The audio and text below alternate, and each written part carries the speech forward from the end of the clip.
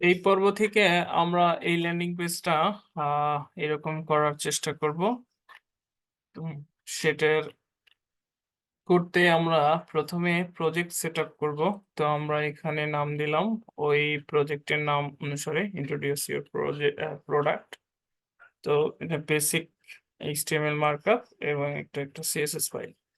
তো এখানে আমরা normalize ডট সিএসএস নামে একটা সিএসএস আছে, এটা কেন ব্যবহার করতে হয় সেটা আমরা এখান থেকে একটু পড়ে বোঝার চেষ্টা করি। না, normalize dot CSS makes browser render all elements more consistently, এটা and in line with modern standards।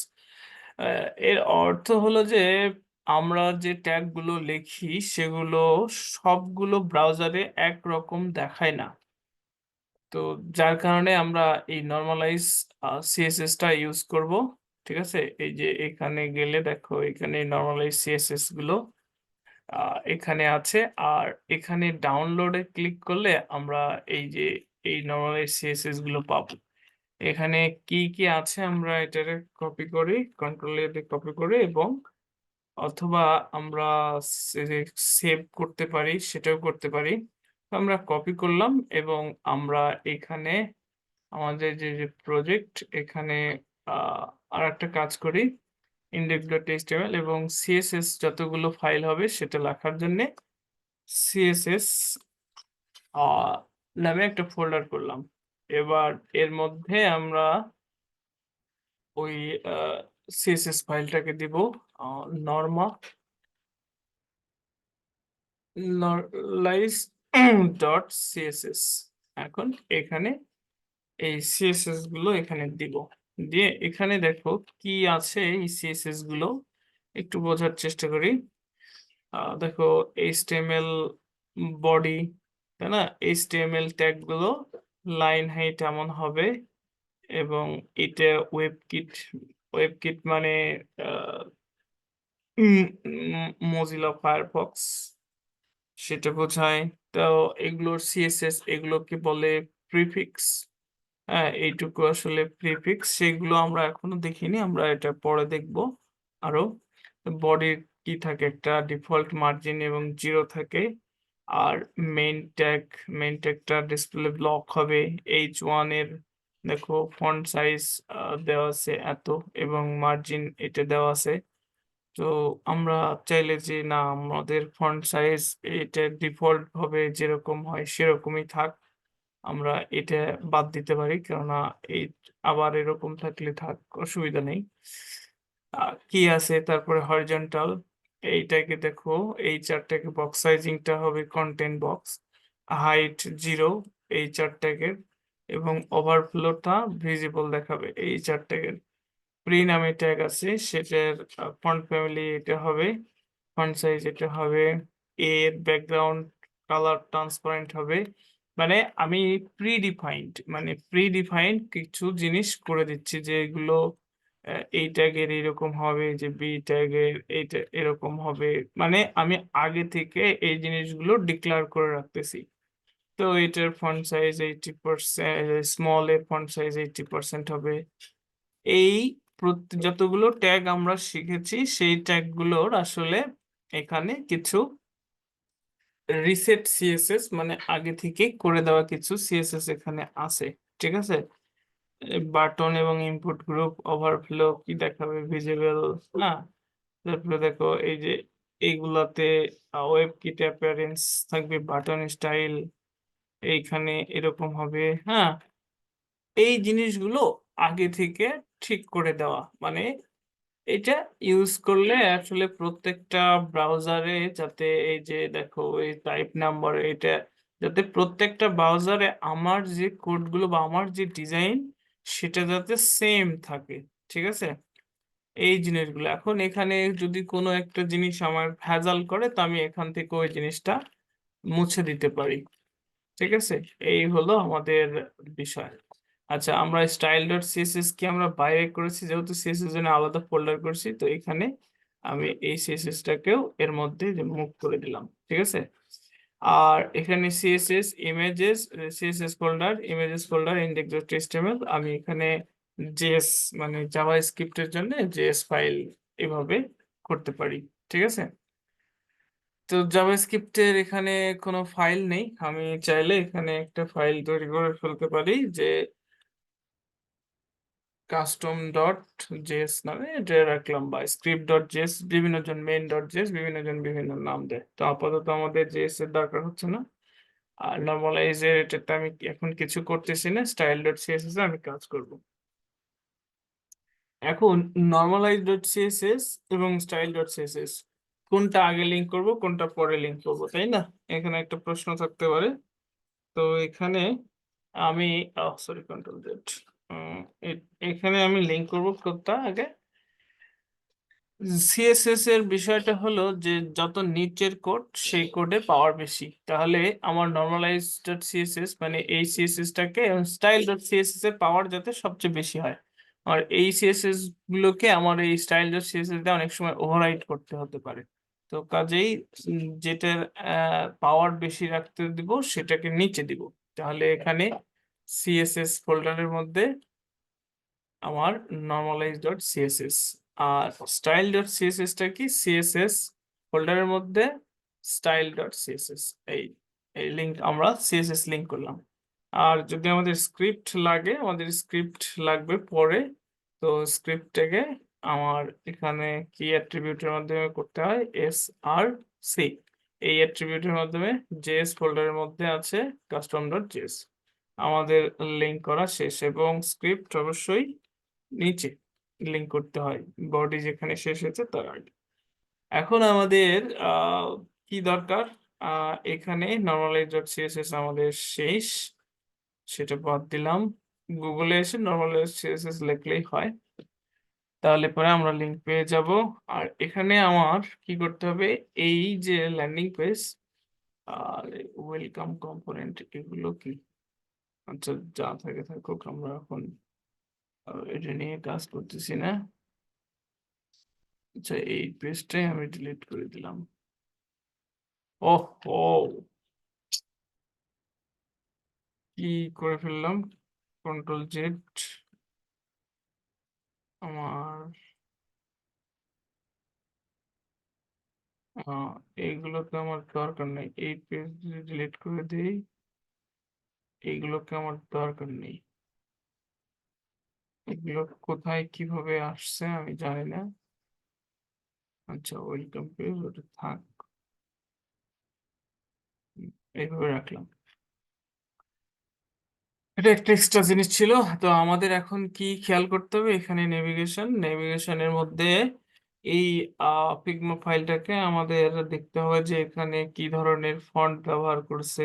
হ্যাঁ, তারপরে আহ, উম, এই গ্রুপের মধ্যে যে কন্টাক্ট, এখানে দেখবো যে কি ধরনের ফন্ট ব্যবহার করছে রোবোটো, এবং ফন্টের কালার, হ্যাঁ কয়টা কালার, মানে কি কি কালার ব্যবহার করছে সেই কালার গুলো নিব। এখানে এই যে ফন্টের এই কালার, তারপরে এখানে কি কালার, এই যে এই কালার প্রাইমারি বা লোগো কালার, এইখানে ব্যাকগ্রাউন্ড ইমেজের কি কালার সেইটা দেখবো। এই জিনিসগুলো আমাদের দেখতে হবে যে আসলে কোথায় কি ধরনের কালার আসলে ব্যবহার করা হয়েছে এর মধ্যে। এই যে, আর এখান থেকে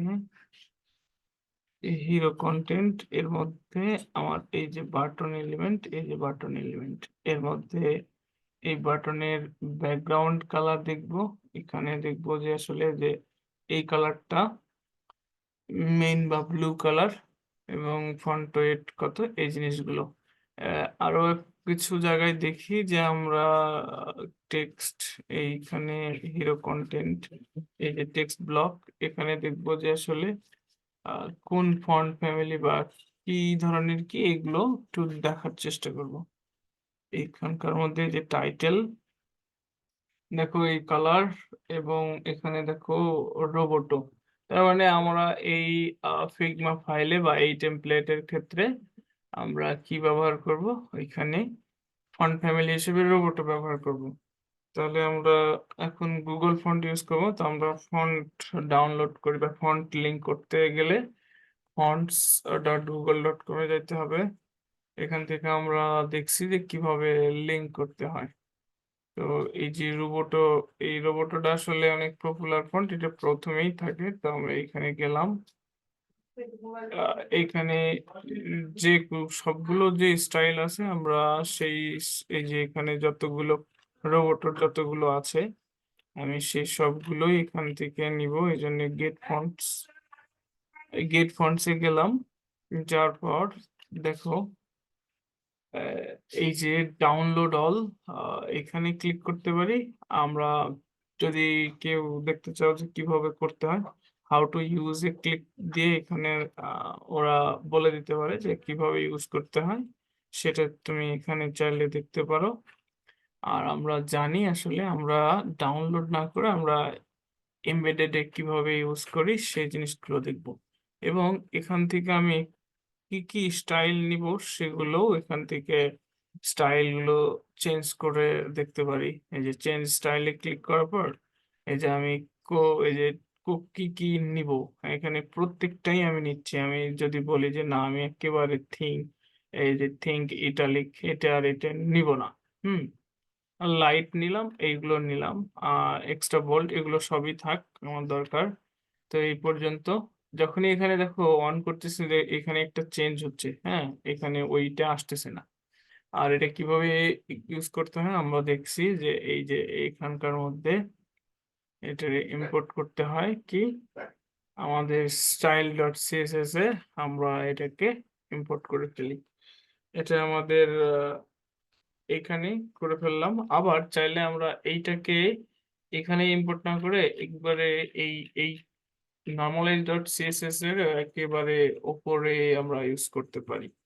আমরা এখানে নর্মালাইজড কিছু করব না, আমরা এখানেই ব্যবহার করলাম। তাহলে আমাদের ফন্ট সেটআপ হইলো। আর এখানে আমাদের ফন্ট যেহেতু সব জায়গায় একই রকম, তাই আমাদের আর একটা কাজ করে ফেলতে হবে, যে সকল জায়গায় এই সকল জায়গায় মানে গ্লোবাল সিলেক্টরের মধ্যে আমি বলে দিতে পারি যে ফন্ট ফ্যামিলি, দেখো এখানে বলে দেওয়া আছে, হ্যাঁ, এই যে ফন্ট ফ্যামিলি আর রোবোটো। রোবোটও আসলে সিস্টেম ফন্ট না, দেখো এই ফন্ট গুলো আমি চাইলে এখানে ইউজ করতে পারি। কিন্তু আমরা যেহেতু গুগল ফন্ট ইউজ করতেছি, তাই এই যে এখান থেকে আমাদের ফন্ট ফ্যামিলির এইটুকুকে কপি করে নিয়ে এসে আমরা এটাকে ব্যবহার করব, তাহলে পরে হবে। গ্লোবাল সিলেক্টর মানে আমি সব জায়গায় ব্যবহার করব। আমি বলে দিব যে বডির সব ট্যাগের মার্জিন 0, পেডিং 0। যদি এখানে যেহেতু আমি normalize.css এ দেখো এখানে বডিতে মার্জিন 0 বলেছি কিন্তু পেডিং 0 বলিনি।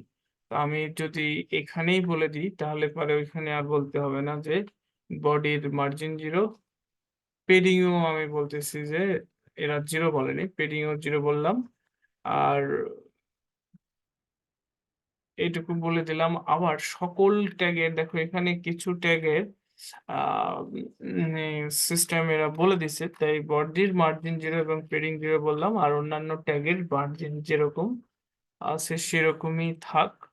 আবার চাইলে আমরা এখানে বলে দিতে পারি যে আহ, সকল ট্যাগেরই মার্জিন 0, তা মানে এটাও বলে দিতে পারি। তো কিন্তু কথা হচ্ছে পেডিং 0, যে একই জিনিস আমি দুইবার লিখবো কেন এখানেও?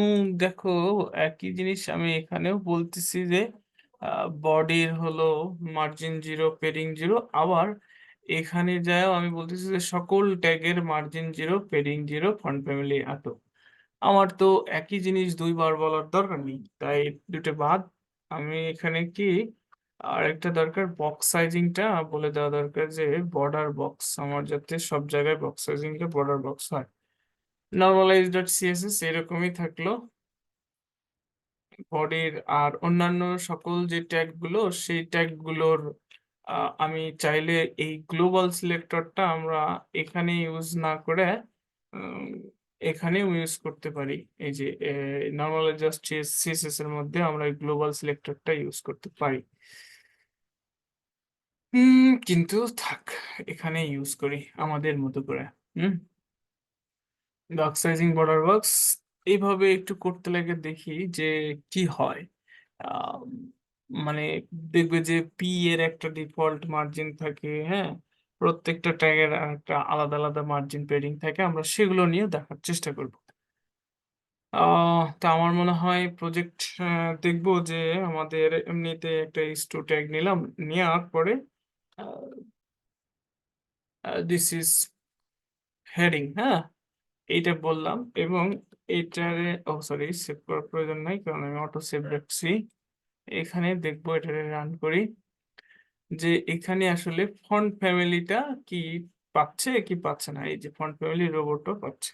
যদি আমি তুলে দেই তাহলে দেখো ফন্টের ডিজাইন চেঞ্জ হয়ে গেল, ঠিক আছে। আর প্রত্যেকটা দেখো H two tag user agent দ্বারা দেখো এখানে এই উপরে নিচে একটা মার্জিন এবং পেডিং দিয়ে রাখছে। আসলে এইটা খুবই ভেজাল করবে, দেখছো, এই যে উপরে নিচে এতখানি মার্জিন পেডিং আমার অ্যাডজাস্ট করাটা সমস্যা করবে। তো কাজেই এখানে আমি এখানে প্রত্যেকটা ট্যাগেরই আমি চাই না যে মার্জিন পেডিং থাক। তো প্রত্যেকটা ট্যাগেরই যাতে মার্জিন পেডিং ডিফল্ট ভাবেই না থাকে, তাই এখানে আসলে মার্জিন 0 এবং পেডিং 0 এইটাই করে দিব। আর এইখানে যেহেতু নর্মালাইজ ডট সিএসএস এ আমি আবার এই যে এইটাকে যেহেতু বডিতে মার্জিন 0 পেডিং 0 একই জিনিস, তো প্রয়োজন নাই, কেননা আমি ওইখানে বলেই দিছি, ঠিক আছে। আহ ঠিক, আমার প্রজেক্ট সেট আপ এরকম থাকলেই হবে। আচ্ছা, এরপরে আমরা দেখি কিভাবে মার্কআপটা শুরু করা যায়। তো মার্কআপ আরো কিছু করা যায়, সেটা হলো যে আমার কি কি কালার, সেই কালার গুলোকে আমি চাইলে ভেরিয়েবল আকারে ইউজ করতে পারি, সেটাই করা যাবে। তো প্রথম দিকে আমরা এরকমই থাক, আমরা ভেরিয়েবল আকারে ইউজ করলাম না, এরকমই থাক। এখন আমরা এটা বাদ দিলাম, এটা আমাদের ইউজ করা শেষ, সবকিছু ঠিকঠাক মতো কাজ করতেছে।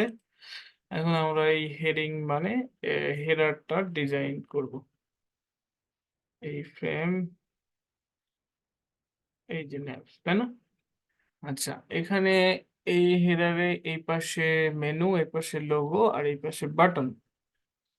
এখানে আমাদের বুঝতে হবে যে এটা কি একটা ফ্লেক্স রো বা রো, আর এগুলো প্রত্যেকটা একটা কলাম। তাহলে এখানে একটা রো এর মধ্যে 3টা কলাম। এটা এক কলামে মেনু হবে, এক কলামে লোগো হবে, আর এক কলামে বাটন হবে। তো সেই জিনিসটা আমরা করি, চলো। তাহলে হেডারের মার্কআপ করব কিভাবে, হেড হেডার যে ট্যাগ আছে সেই ট্যাগে, এবং এখানে একটা আইডি দিব, হেডার নামে আইডি দিলাম, এবং আমরা যেভাবে সচরাচর করি হেডার র্যাপার, তারপরে এখানে দেই কন্টেনার। এখন এই কন্টেনারের পরে আজকে থেকে আমরা ফ্লেক্স কন্টেনার যেটা, সেটাকে আমরা রো হিসেবে বিবেচনা করব। যেখানে রো ইউজ করব মানে সেখানে আসলে ডিসপ্লে ফ্লেক্স থাকবে, ঠিক আছে, সেই অনুযায়ী আমরা কাজ করব। তো আমরা রো হিসেবে বিবেচনা করলে হয়, কিন্তু এটা আমাদের সামনে যা ভেজাল করবে। কিন্তু রো হিসেবে ব্যবহার করলে পরে প্রত্যেকটা জায়গায় ডিসপ্লে ফ্লেক্স হয়ে যাবে। তো সেটা আমাদের সামনে ঝামেলা করবে, তো আমরা এটা ফ্লেক্স কন্টেনার হিসেবেই ব্যবহার করি। ফ্লেক্স কন্টেনার, কিন্তু এটা কার, এটা হলো হেডার ফ্লেক্স কন্টেনার, তাই না? হেডার ফ্লেক্স বা সিওএনটি, কন্টেনারে সিওএনটি দিলাম, ঠিক আছে, বেশি দিলাম না। Header flex container. তো হেডার ফ্লেক্স কন্টেনারে 3টে কলাম হবে। 3টে কলামের জন্য প্রথম কলামে কি হবে আমরা দেখবো আর করার চেষ্টা করব। এই পাশে মেনু, এই পাশে এইটা মাঝখানে হেডিং, সরি লোগো, এবং ডান পাশে বাটন। তাহলে প্রথমে ডট কি, প্রথমটা হলো কি মেনু, তাই না? বা মেন মেনু হিসেবেও আমরা বলতে পারি, বা হেডার মেনু, ঠিক আছে?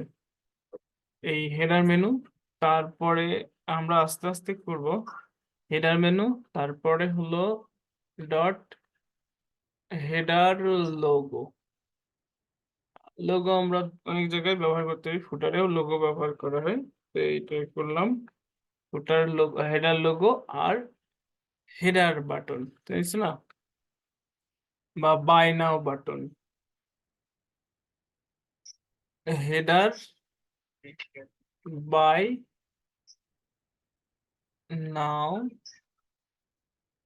বিটিএন, ঠিক আছে? এটা এইভাবে লিখলাম। এবার এই হেডার মেনু, তাই না, 3টে কলাম আমরা নিয়ে নিলাম। তো হেডার মেনু এর ভেতরে কি করব, নেভিগেশন যেহেতু, তাই আমরা ন্যাব, ন্যাবের ক্লাস দিব মেইন, ন্যাব, মেইন ন্যাব, ন্যাব বা নেভিগেশন। মেইন ন্যাব এর মধ্যে কি ইউএল, ইউএল এর একটা ক্লাস নাম দিতে পারি মেনু। হ্যাঁ, এর মধ্যে এলআই, তার মধ্যে এ, এই এটা এখানে কয়টা থাকবে, একটা প্রথমটা হোম। আচ্ছা, এখানে আপাতত এই যে এখানে এই জিনিসটা দেখবো যে এখানে প্রথম হাতের অক্ষর বড় আছে, আমরা সিএসএস দ্বারাও এটা কন্ট্রোল করতে পারি যে প্রথম হাতের অক্ষরকে যে text transform, upper case, lower case, capitalise. তো এখানে আমরা দেখবো যে আমার ওই সিএসএস টা করার প্রয়োজন হবে না, এখানে দেখবো যে হোম প্রথম অক্ষর বড়, তাই বড় দেওয়ারই চেষ্টা করবো। আমরা সিএসএস দ্বারাও কন্ট্রোল করতে পারি, কিন্তু আমার সিএসএস কোড না লিখে এখানে ডাইরেক্ট এখান থেকে দেখলেই হচ্ছে। হোম, অ্যাবাউট, এগুলো আস্তে আস্তে আমরা বুঝে যাব। হোম, অ্যাবাউট, আর একটা হলো কন্টাক্ট। আচ্ছা, এই 3টে মেনু। তারপরে এখানে কি লোগো, লোগোটা কি হয়, লিংক হয়, তাই না?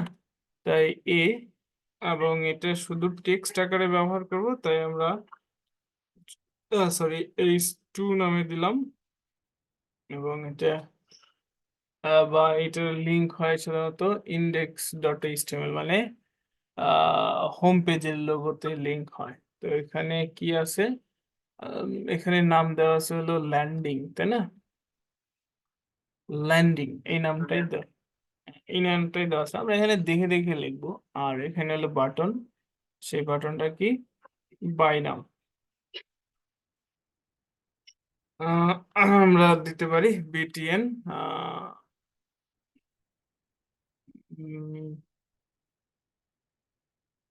র্যাপার। এটা আসলে এরকম ভাবে করলে আমার এর মধ্যে অনেক কিছু লেখা, অনেক কিছু করার সুবিধা হয়। এখানে বাটনটা কি, এবং এটা লিংক করব, তাই শুধু বিটিএন ক্লাস দিলাম, কেননা এই একই বাটন আমরা বিভিন্ন জায়গায় ব্যবহার করব, তাই ক্লাস দিলাম যে বিটিএন, মানে যেখানে আমরা বিটিএন ক্লাসটা ইউজ করবো সেখানে যাতে ওই বাটনের স্টাইলটা হয়। কেন হয়, কেননা আমার এই একই রকম বাটন দেখো, এখানেও আছে, এখানেও আছে, হ্যাঁ, সেম বাটন গুলো, কিন্তু এটা আবার হলো বর্ডার বাটন, বিটিএন বর্ডার যেটাতে ইউজ করব, শুধু ব্যাকগ্রাউন্ড কালার বাদ দিয়ে, যে এখানেও দেখো সেম বাটনটা আছে। তাই আমি এই বাটনটার একটা ডিফল্ট স্টাইল করব এবং সেখান থেকে কাজ করব। তো আমার এই সিম্পল মার্কআপ বুঝতে কি কোথাও ঝামেলা আছে? একদম সিম্পল। আমার এই ফ্লেক্স কন্টেনার এর মধ্যে 3টে কলাম হবে, তাই 3টেকে পাশাপাশি লিখছি। এবার আমাদের কাজ হলো এখানে যা আমরা এখানে করব, অটোমেটিক এখান থেকে আমাদের কাজ শেষ হবে। হেডার র্যাপার, প্রথমে আমরা হেডার র্যাপার এখানে বলবো কি আমরা এখানে কি করি একটা হ্যাঁ একটা ব্যাকগ্রাউন্ডের কালার দিব, কেননা এর বাইরে ব্যাকগ্রাউন্ডটা হলো পুরোপুরি হবে কন্টেনারের বাইরে, মানে ব্যাকগ্রাউন্ড দেখো পুরোপুরি পাবে। আর কন্টেনারের বিষয়টা আমরা বলতেছি রেডি, আপাতত এইটা দিলাম, কিন্তু আমরা ব্যাকগ্রাউন্ড কালারটা এটা দিব না, আমরা এখানে দেখব যেটা ব্যাকগ্রাউন্ডের কালার যেটা আছে সেইটা দিব, কিন্তু এখানে দেখো ব্যাকগ্রাউন্ডের কালার নেই, মানে ট্রান্সপারেন্ট হেডার। তো সেটা এই ট্রান্সপারেন্টনেসটা আমরা করব এই এই সেকশন করার পরে। তাহলে যেহেতু করার পরে তাই এটা এমনি আপাতত দিয়ে রাখি। তারপরে দেখো কন্টেনার, এখন কন্টেনার মানে হলো দেখো এই যে এখানে ফাঁকা, এই যে এখানেও ফাঁকা, তাই না, দুই পাশে গ্যাপ। তাহলে এখান থেকে এইখানকার দূরত্ব যতটুকু ততটুকু আমরা বলতেছি যে কন্টেন্টের মধ্যে আছে, তাই এটাকে কন্টেনার হিসেবে বলতেছি।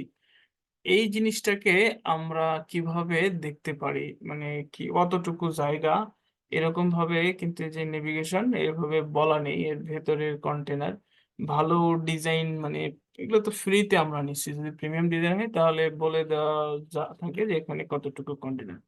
আর এটার উইথ আছে 1440, এটা আসলে 1440 ডিজাইন করছে, আর এই কন্টেনারটা কতটুকুর মধ্যে আছে আমরা সেটা দেখবো।